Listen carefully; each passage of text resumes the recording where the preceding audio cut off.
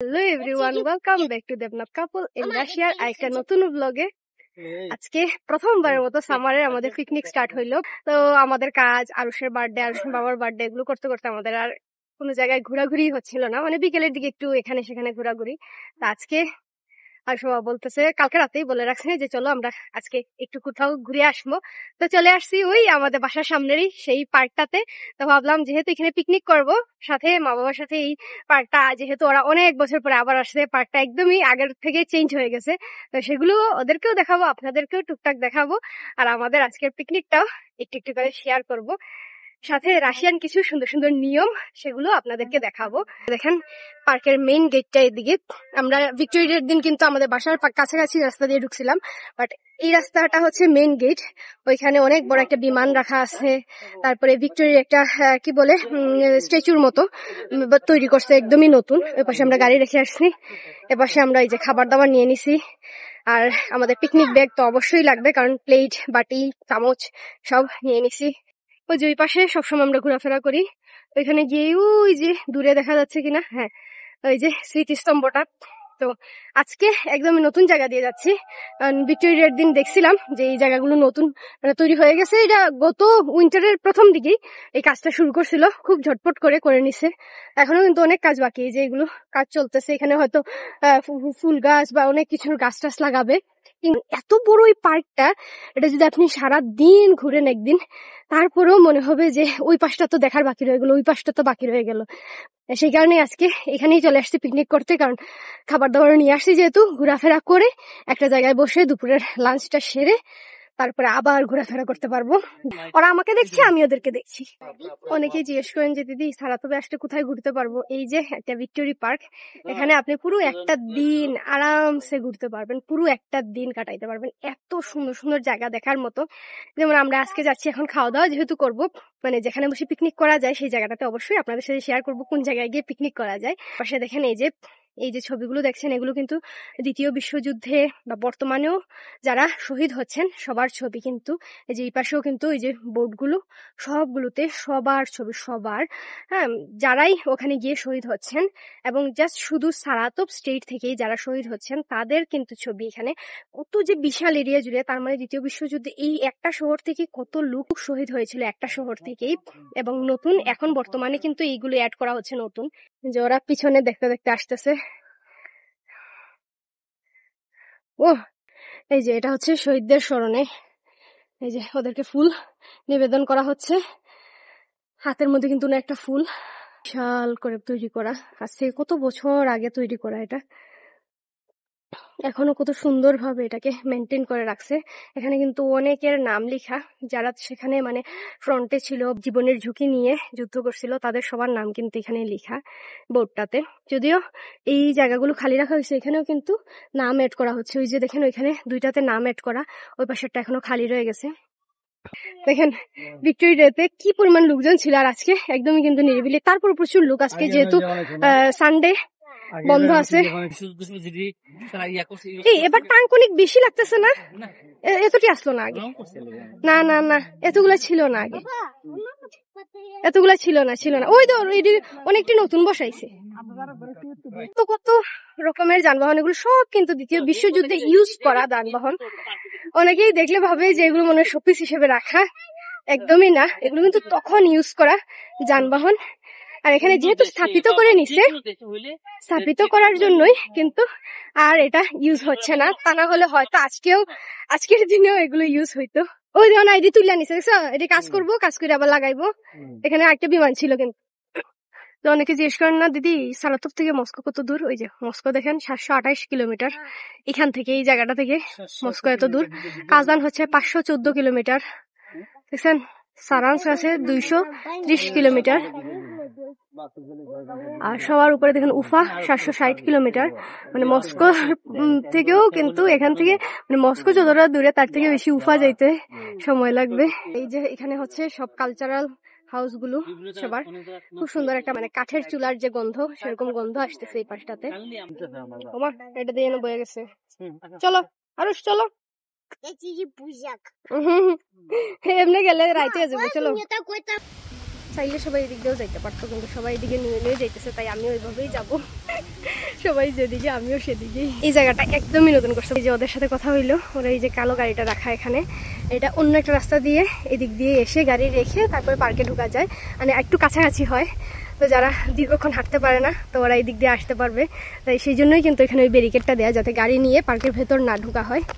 এখান থেকে দেখেন অলরেডি কিন্তু সুন্দর একটা ভিউ দেখা যাচ্ছে, নদীর জলটা দেখা যাচ্ছে কি সুন্দর।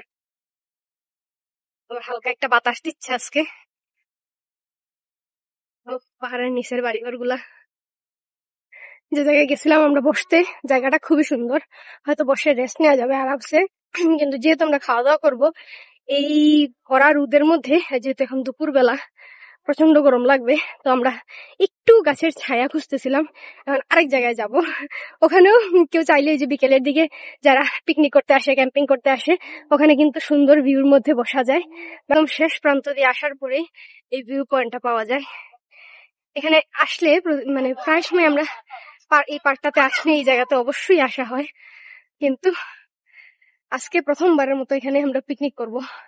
এখান থেকেও কিন্তু বলগা নদীটা খুব সুন্দর দেখা যায়। অনেকবার আপনাদের সাথে শেয়ার করছি, তাই এত বেশি দেখাচ্ছি না, একদম শেষ প্রান্ত পর্যন্ত যাই। অনেক ঘোরাঘুরি করে ওই উপর থেকে নামছি আমরা, কারণ একটু ছায়াযুক্ত জায়গায় আমরা বসবো। এই যে সুন্দর একটা জায়গা পাওয়া গেছে, ছায়া ছায়া আছে, কারণ আমাদের সেই মাদুর পাতা হবে। এই যে আমরা ব্লুটুথ স্পিকার নিয়ে আসছি, এখন আরুষ তার ব্যাগ থেকে বের করে নিছে। চলো তাড়াতাড়ি এগুলো বাজাইতে হবে।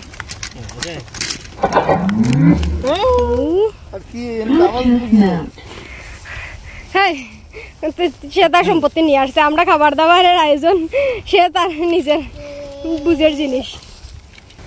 একদমই কি বলে দেশীয় স্ট্রবেরি, কোনো ফার্মের না, গ্রামের বাড়ির স্ট্রবেরি। উল্টা পাল্টা বলে ফেলছিলাম।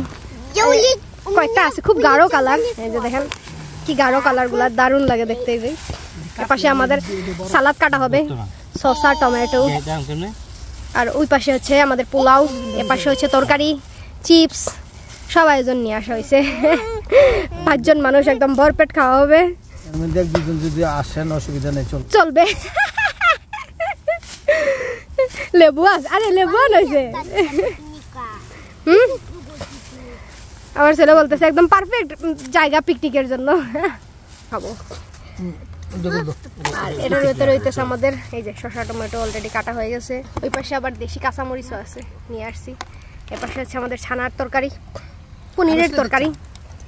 যেদিকে শসা খাইতে খাইতেই শেষ। এদিকে আমরা সাউন্ড বক্সে গানও লাগাই দিছি, তবে এখন একটু অফ রাখা হয়েছে। সবকিছু নিয়ে গান শুনতে শুনতে খাওয়া দাওয়া করে নেব। এবার কিন্তু গ্লাসও আছে আমাদের এই পিকনিক সেটের মধ্যে, গ্লাস, যে ছুরি, কাটা চামচ, সবকিছু আছে। এই যে চপিং বোর্ড, এই কি বলে মাদুরটা, সবকিছু কিন্তু। আবার এই পাশে রুমালও আছে। লাগা লাগা লাগা লাগা লুলদানি তোমার। আই নাও, ইয়াস। ও কি 5 স্টার হোটেলে আইছে রে, ভিআইপি আয়োজন।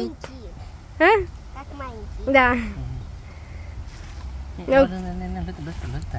তরকারি, এই যে চামচ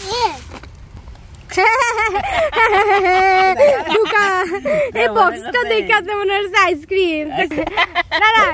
দাঁড়াও, আমরা এলাম বাঙালি, আমরা বিস্কিটের ডিব্বার ভিতরে সুতা রাখি, আর আইসক্রিমের মধ্যে সবজি আনতাম না, এটা হইতে পারে?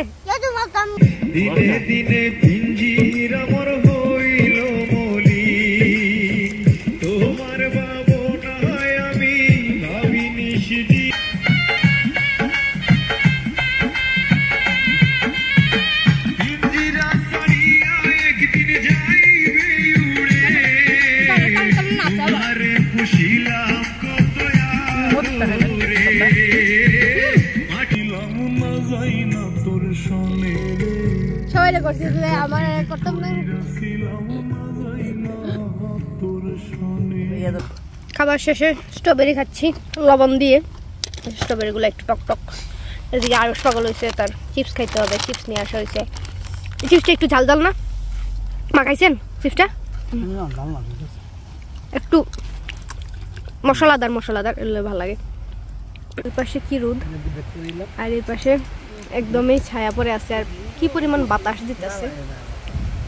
আমরা পিকনিক করতেছি, মানে হচ্ছে সবাই বসে গল্প গুজব করতেছি, আর যে পিকনিকের উদ্যোগদাতা উনি এখানে নাক ডাকাইতেছেন। এত সুন্দর পরিবেশে সবাই বালিশ নিয়ে আসলে 1 ঘন্টার ঘুম দিয়ে দিতাম। হ্যাঁ, জিনিসপত্র গুছগাছ করে রাখা মুরব্বী বইয়া চিপস খাইতেছে সুপাতে এলাম দিয়ে ডাইনাত বামা দিয়ে তারা উড়া লাগছে চিপসের। ভাত খাইতে পারতাছিল না, তার গলা বন্ধ আইসা পড়ছে। আর এখন না হে মুখে চিপস চলতেছে।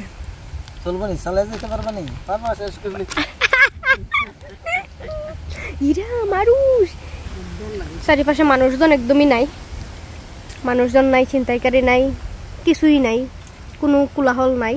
তো থাকার মধ্যে আছে কয়েকটা পিঁপড়া, আশেপাশে কয়েকটা পিঁপড়া আছে, আর কিছুই নাই। এতক্ষণ বসেছিলাম, এই পাশে ঘাসগুলা দেখেন সব দাঁড়ানো, আর এগুলা সব শুয়ে গেছে। মজার বিষয় হইতেছে আরশের টুপিটার নিচে হচ্ছে এরকম ইলাস্টিক দেওয়া আছে, আমার আর মাঠটার মধ্যে নাই। বাতাসের ঠেলায় তার মধ্যে চুলটাও আমি উপরে বাঁধছি, বাতাসের ঠেলায় আমরা ছবি তুলবো কি টুপি উড়ে চলে যায়। একটু পরে সবাই হাসতেছে, আরে দাঁড়াও টুপি ধরে, টুপি বাঁচাই, তাহলে টুপি গিয়ে বলকা নদী পার। এই যে দেখেন পুরো নদীর জলটা একদম টলমল করতেছে, শান্ত জল। ওই যে পাশে দেখেন শান্ত জল, আর উপরের জায়গাটাতে একদম নিরিবিলি। এই জায়গাটাতে আসলে দারুণ লাগে, মানে এতটা হাটে আসার পরে এই জায়গাটাতে একটু বসলে একদম মন প্রাণ শান্ত হয়ে যায়। ওই যে ওই পাশ দিয়ে গিয়ে বাম দিকে রাস্তা দিয়ে নামছি, তারপরে এখানে বসে খাওয়া দাওয়া করলাম এতক্ষণ। আর উঠার পরেই এই যে বলগা নদীর সেই ভিউটা, ওই বিল্ডিং এর পিছনেই হচ্ছে সেই সেতুটা। ওই যে দেখেন বাতাসের কারণে গাছগুলো সরাতে দেখা যাচ্ছে ওই সেতুটা। এখান থেকে দেখেন এই যে সেতুটা, কি ভালো লাগে। এখানে যারাই আসে, যারাই প্রথমবার এখানে আসে, 2-4টা ছবি তো তুলতেই হবে, মাস্ট। আমরা এখানে যতবার আসে ততবার ছবি তোলা হয়। প্রতিদিন এই জায়গাতে কত মানুষ আসে, কিন্তু এই যে ফ্লোরটা দেখেন একদমই ক্লিন, কতটা পরিষ্কার, মানে মনে হচ্ছে এখানে কেউই মনে হয় আসে না। যে রাস্তাঘাট একদম যাতে ক্লিন থাকে, ময়লা ফেলার ঝুড়ি ওই পাশেও আছে কয়েকটা, প্রত্যেকটা বেঞ্চের পাশে পাশে কিন্তু ময়লা ফেলার ঝুড়ি রাখা আছে। আমরা সেই সকালে আসছিলাম, সকালে না মানে দুপুরের কিছুক্ষণ আগে, 2-2.5 ঘন্টা হেঁটে আমরা যেখানে পিকনিক করলাম সেখানে গেলাম, মানে খাওয়া দাওয়া যেখানে করছি সেখান থেকে আবার এই যে বের হওয়ার রাস্তার আগেই এটা যাওয়ার সময় সে দেখছিল। তো আমি বলছিলাম বিকেলের দিকে যখন রোদটা পড়ে যাবে তখন এখানে এসে একটু খেলাধুলা করবে। সে এটা মনে রাখছে, আসার সময় বারবার বলতেছে এখানে সে খেলবে। সারাদিন এত হাঁটার পরেও তার কোনো ক্লান্তি নাই, সে এখন এটা চড়বে একবার, ওইটা চড়বে একবার, এই নিয়ে আসে। এই হচ্ছে তার ঘোরার, এটা তার খুব পছন্দ। আর ওই যে পাশে তারা বসতে গিয়ে, কারণ এই পরিমাণ আমরা হেঁটে আসছি, আমরাই ক্লান্ত হয়ে গেছি, মনে হচ্ছে কোথাও একটু বসলে বসেই থাকি। তো তার কোনো ক্লান্তি নাই, সে এখনো খেলাধুলা নিয়ে আসে। আমি তার সাথে এখানে একটু ঘুরছিলাম, আমার দিকে মাথা ঘুরায় আমি নেমে চলে আসছি। ওই যে সেই স্মৃতিস্তম্ভটা যেটা আমাদের বাসা থেকে দেখা যায়, কি সুন্দর এখান থেকে ভিউটা আসে, অনেকগুলো সিঁড়ি। আজকের বাতাস, গরম যেমন বাতাসও সেরকম, গরমটা সেই জন্য আসলে গায়ে লাগতেছে কম। আজকের ভিডিওটা এখানেই শেষ করলাম। নেক্সট ভিডিওতে আবার নতুন কোনো কিছু নিয়ে দেখা হবে। ততক্ষণ পর্যন্ত সবাই ভালো থাকবেন, সুস্থ থাকবেন, টাটা।